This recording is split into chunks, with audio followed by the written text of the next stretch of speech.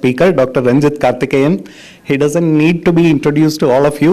We all know him from his academic initiative and all the trouble that he's taking for putting forth educational activities, especially for the residents and practicing anesthesiologists.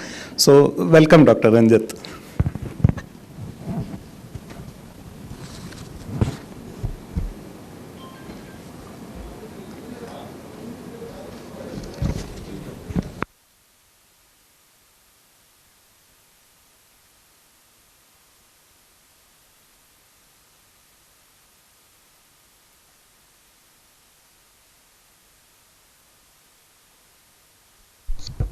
At the outset, I thank the organizing committee for giving me this opportunity. Let me get onto the topic straight. Whenever you see an echo report, it is like a nice image you get. You look at the ejection fraction, you are happy, and you go and do it. But without knowing the echo report, anesthetizing the case based on ejection fraction is a risk waiting to happen. Okay. It is very, very dangerous without knowing the parameters and just look at the ejection fraction and anesthetizing the case. So you have to know about each and every parameter of the echocardiogram. There are many indications for perioperative echocardiogram, class 1, class 2, class 3. But the topmost class 1 indication is hemodynamic instability of unknown etiology. As an anesthesiologist, you will definitely face this situation in the perioperative period. At the time, you can't say, I don't know echo, call the cardiac anesthetist or call the cardiologist. That won't be right. So you should have the basic parameters of echo, at least little bit interpretation. You should know the variables and everything. My purpose of this talk is to make you understand each of the variables which is available in the echo report. This is a normal echo report which is given in our institute. What we do is, we see the last line, ejection fraction. We are happy. Ejection fraction is there, ejection fraction is good, we go and do it. But we won't look at the parameters, dimensions, what are the various dimensions of the various chamber, what is the velocity across the various valve, how is the anatomy of the valve, whether any congenital heart disease is there or not, regional valve motion abnormality is there or not. We never look at the pericardium, aorta and those things. Those habits should definitely change in the preoperative period. Always, whenever you look at a variable, we should compare with the normal value with the patient value. It normally, fetus focus assist transthoracic echo, we have only 4 views. One is subcostal, apical, parasternal and pleural. A 5th view is suprasternal to look at all the vascular structure. These 4 views you should understand before interpreting. So what I will do is just show a video of all these 4 views so that you can interpret each parameter later on. This is the subcostal view where you can look at all the 4 chambers along with the mitral tricuspid valve as well as the atrial septum and the ventricular septum. And this is subcostal IVC view where you cross the liver and look at the IVC. This view is very important for volume measurement. Next comes the apical view where you can get a nice 4-chamber, 2-chamber as well as a 3-chamber view. You can assess all the walls of the ventricle. Then comes the parasternal long axis. You place the probe directly over the heart and you can see the right ventricle, septum, left ventricle and the aorta, aortic valve and the mitral valve. Here you can see the right ventricle, left ventricle, aortic valve, mitral valve, left atrium and the aortic valve also. In the short axis you can see the left ventricle cavity at the level of papillary muscle, at the level of mitral valve, and at the aortic valve you can even look at the right ventricular inflow and outflow. These are the common views which are used. Then you look at the pleural view. To assess, you have to cross the spleen and the lung to get the pleural effusion and pericardial effusion. And finally, suprasternal, you place the probe over the suprasternum and look at the ascending aorta, descending aorta, brachiocephalic, common carotid and subclavian. This is quite advanced view. In patients of severe aortic disease, you have to get this view also. Now coming to parameter assessment. First is ejection fraction. Always we look at the ejection fraction. Ejection fraction is a volume parameter. You measure the volume at the end diastole and end systole. What is end diastole? Here, in end diastole, your mitral valve will be open. You measure the volume by Simpson method at end diastole, and you measure end systole is your mitral valve will be closed. You measure the volume, and formula is end diastolic volume minus end systolic volume, which is a stroke volume by end diastolic volume into 100. Normally, it is around 55 to 75%.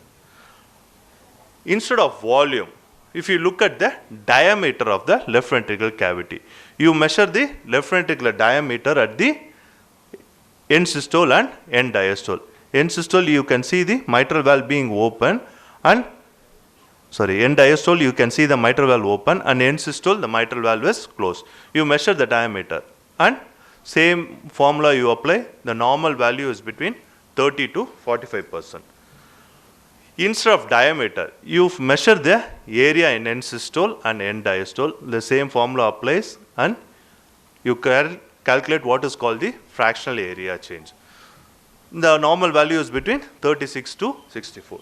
So for systolic function, you can measure the volume, you can measure the area, you can measure the diameter, you get fractional shortening, fractional area change, and ejection fraction. Now coming to some few measurements. Okay, you place the probe in the measurement mode on the parasternal long axis. You can see the septum. This is the right ventricle, this is the septum, left ventricle, and the posterior wall. These four walls, right ventricle, interventricular septum, left ventricle, and the posterior wall. This 4 dimension will be there. Another important measurement, you just place a cursor along the aortic valve and the LA axis. You measure the aortic valve diameter, aorta diameter and the LA diameter. Normally, when the left ventricle is altered, your LA dimension will increase. The ratio of LA and aorta is usually around 1. If the ratio goes beyond 1, that means your ventricle is struggling and LA enlargement has happened and the ratio is greater than 1. It is a simple parameter to assess the left ventricle function. And in 4-chamber view, you can measure the transverse diameter of all the 4 chambers. Now coming to another important parameter, hypertrophy, whether it is concentric or eccentric or a remodeled left ventricle. For hypertrophy, concentric hypertrophy, you calculate what is called the relative wall thickness. You take 2 times into the posterior wall thickness in diastole divided by the left ventricular internal diameter in diastole. If the ratio is going to be greater than 0.42, it is concentric. If it is less, it is eccentric hypertrophy. Concentric hypertrophy is little easy to treat, but eccentric, it is going to be very difficult. Also, you measure LV mass index to the body surface area. Normally, it is between 90 to 110 in males and 80 to 100 in females. Here you can see a moderate hypertrophy, and here you can see severe hypertrophy. There is no ventricular cavity. These are the cases you should be really careful, where you should not reduce your SPR with regional anesthesia. That is very important. If you reduce the SPR, suddenly the left ventricular cavity will collapse and patient will have dangerous hypotension which won't respond to any inotrope. By giving inotrope, you will aggravate the situation. This is very important with hypertrophy. Now coming to few echo report. As usual, we go for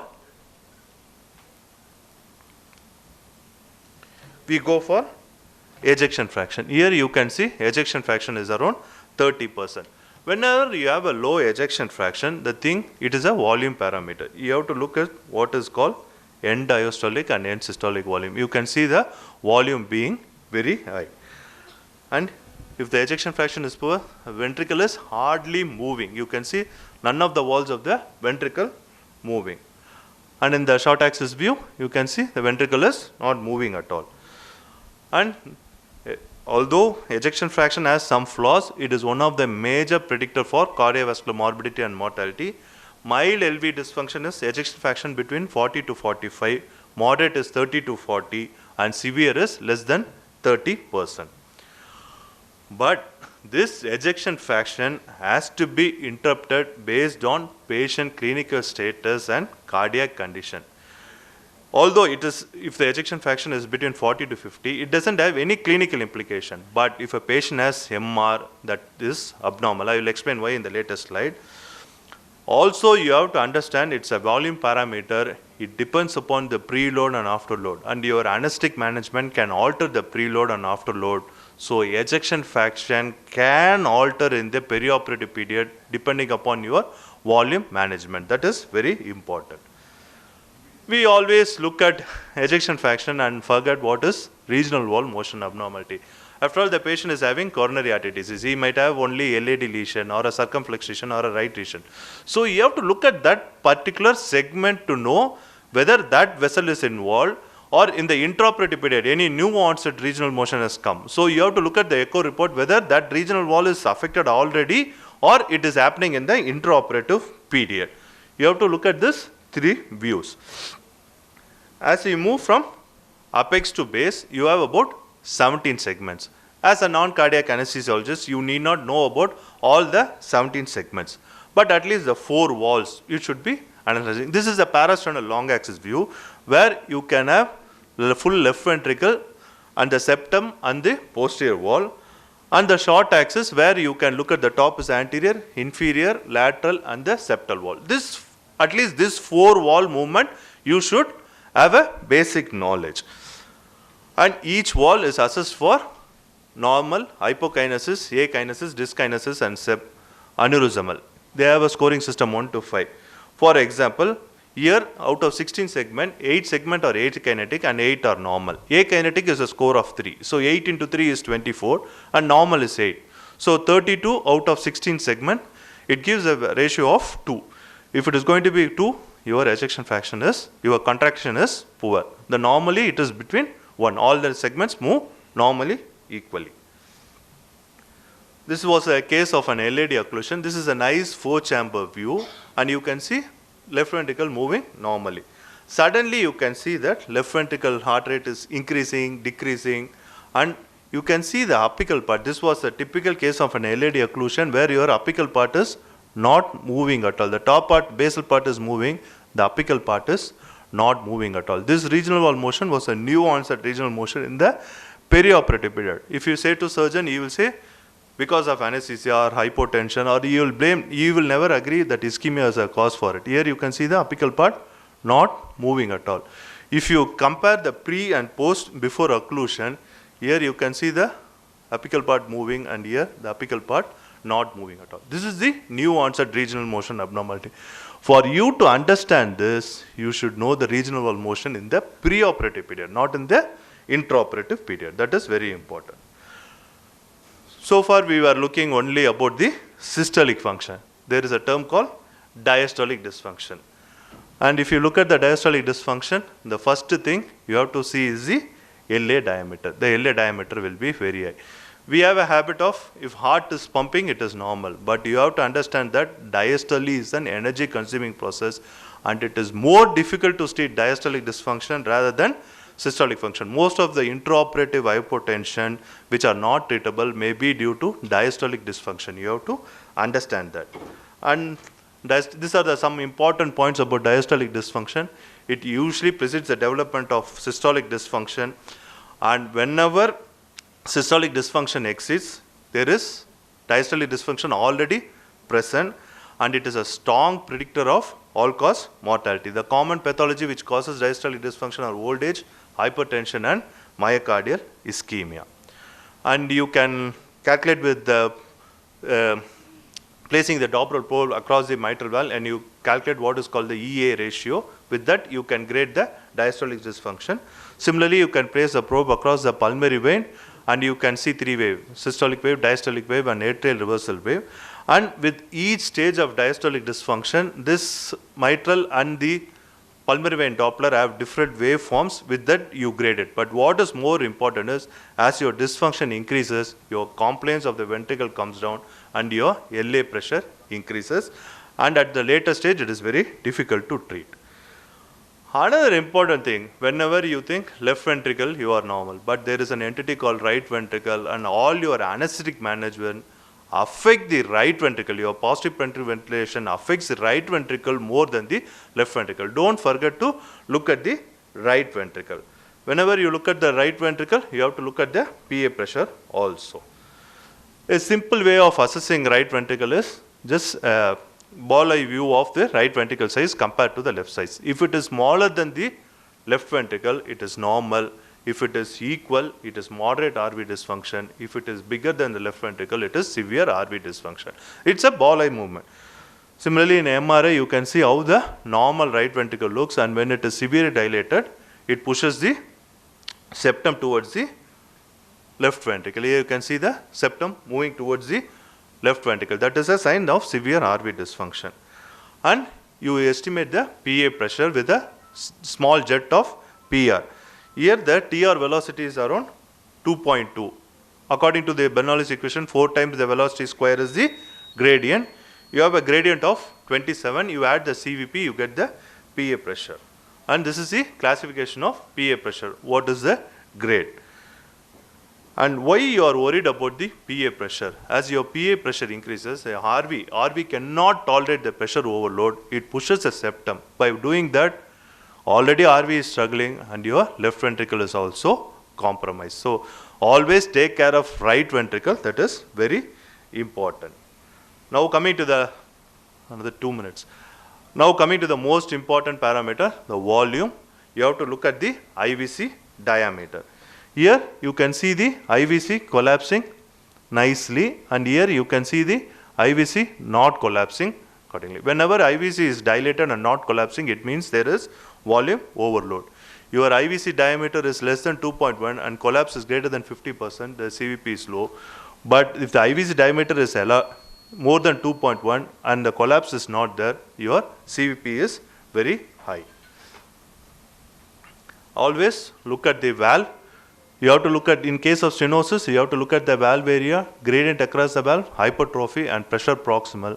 In regurgitation, you have to look for chamber enlargement, amount of volume, velocity across the regurgitation, and you have to understand that it overestimates the ejection fraction. And don't forget the congenital lesion as well as pleural pericardial effusions and aortic. To summarize, okay, first thing is you have to see the echo report and see whether it reflects the patient clinical status and what clinical question you want to answer. Don't just look at the ejection fraction. That is the drive home message. You have to look at the rate and rhythm and whether it is affecting the LV function. You have to look for chamber dimension, hypertrophy, systolic, diastolic, right ventricle, valve, septum and miscellaneous. The points which are underlined in the red, all you can see the percentage is above 50%. What I have underlined is with an anesthetist, non-cardiac anesthetist, having an E of T knowledge or echo knowledge, the management changed in more than 50%. Hemodynamic and anesthetic management changed in more percent. And here you can see it was helpful in almost all cases. When you hear like this, you always forget. When you see, you might remember. But always remember, unless you do, you will never understand. What the mind doesn't know, the eye never sees. Thank you. Thank you so much.